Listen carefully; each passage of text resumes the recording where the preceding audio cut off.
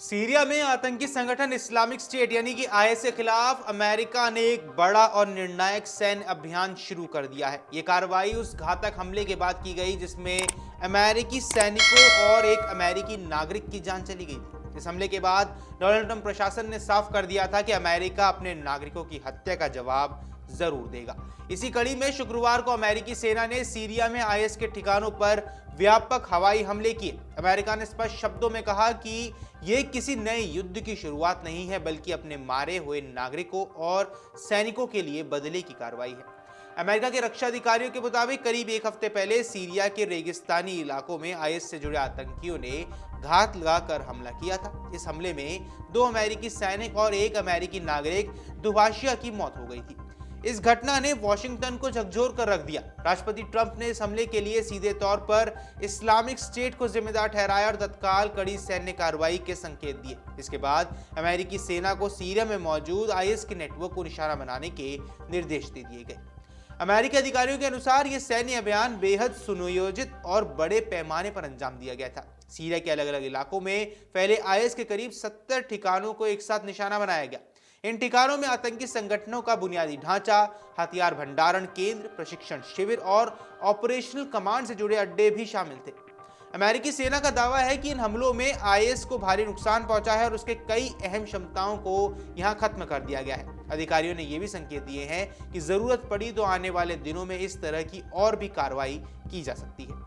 अमेरिकी रक्षा मंत्रालय ने जोर देकर कहा है कि यह किसी लंबे युद्ध की घोषणा नहीं है। अमेरिकी रक्षा मंत्री ने अपने बयान में साफ कहा कि यह कार्रवाई केवल बदले के तौर पर की गई है। उन्होंने यह भी साफ कहा है कि अमेरिका दुनिया के किसी भी कोने में अपने नागरिकों को निशाना बनाने वाले को खोज कर खत्म करेगा।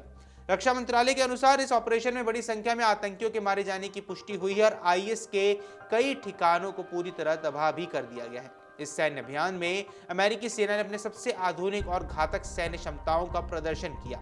दरअसल हमले में F-15 ईगल लड़ाकू विमानों का इस्तेमाल किया गया है, जो हवा से हवा और हवा से जमीन पर हमला करने के लिए सक्षम माने जाते हैं। इसके अलावा A-10 Thunderbolt ground attack aircraft को भी तैनात किया गया, जो खास तौर पर जमीनी ठिकानों और बख्तरबंद वाहनों को नष्ट करने के लिए जाना जाता है। हमले में AH-64 अपाचे अटैक हेलीकॉप्टर्स भी शामिल रहे, जिन्होंने निचली ऊंचाई से सटीक हमले किए। इसके साथ ही जॉर्डन से उड़ान भरने वाले F-16 लड़ाकू विमान और हिमार्स यानी कि HIMARS रॉकेट आर्टिलरी सिस्टम का भी इस्तेमाल किया गया है। अमेरिकी सेना ने जमीन और हवा से एक साथ कार्रवाई कर आईएस के नेटवर्क को गहरी चोट पहुंचाने का दावा कर दिया है। राष्ट्रपति ट्रंप ने इस कार्रवाई के बाद सोशल मीडिया पर कड़ा संदेश जारी किया। उन्होंने साफ शब्दों में कहा, यह युद्ध की शुरुआत नहीं है, बल्कि बदले की घोषणा है। ट्रंप ने आतंकियों को चेतावनी देते हुए कहा कि जो भी अमेरिकियों पर हमला करने की हिम्मत करेगा, उससे पहले कई ज्यादा सख्त और दर्दनाक जवाब मिलने वाला है। उन्होंने ये भी दोहराया कि अमेरिका अपने लोगों की सुरक्षा के लिए कभी पीछे नहीं हटेगा और जरूरत पड़ी तो और भी कदम उठाए जाएंगे। अमेरिकी हमलों के बाद सीरिया की सरकार ने भी अपना रुख यहां स्पष्ट किया है। सीरियाई विदेश मंत्रालय ने एक बयान जारी कर कहा कि यह कार्रवाई अंतर्राष्ट्रीय स्तर पर आतंकवाद के खिलाफ सहयोग को मजबूत करने की आवश्यकता को दर्शाती है। मंत्रालय ने यहां दावा किया है कि सीरिया अपने क्षेत्र में आईएस को किसी भी तरह का सुरक्षित ठिकाना नहीं देगा और आतंकवाद के खिलाफ लड़ाई जारी रखेगा। अमेरिकी राष्ट्रपति ट्रंप ने भी यह कहा कि सीरियाई राष्ट्रपति अहमद अल शारा इस कार्रवाई के समर्थन में है और आईएस के खिलाफ सख्त कदम उठाने के पक्षधर हैं। ट्रंप के मुताबिक सीरियाई नेतृत्व भी इस आतंकी हमले से नाराज है और आतंकियों के खात्मे के लिए सहयोग को तैयार है।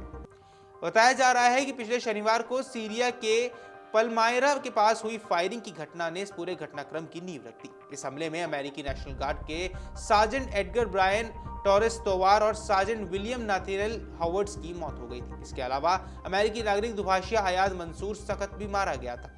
इस हमले में 3 अन्य अमेरिकी सैनिक और कुछ सीरियाई सुरक्षाकर्मी घायल भी हुए थे। हमलावर को मौके पर ही मार गिराया गया था और जांच में सामने आया कि वो कुछ समय पहले ही सीरिया की आंतरिक सुरक्षा बलों में शामिल हुआ था और पहले से ही उसके आईएस से संबंधों को लेकर संदेह जताया जा रहा था।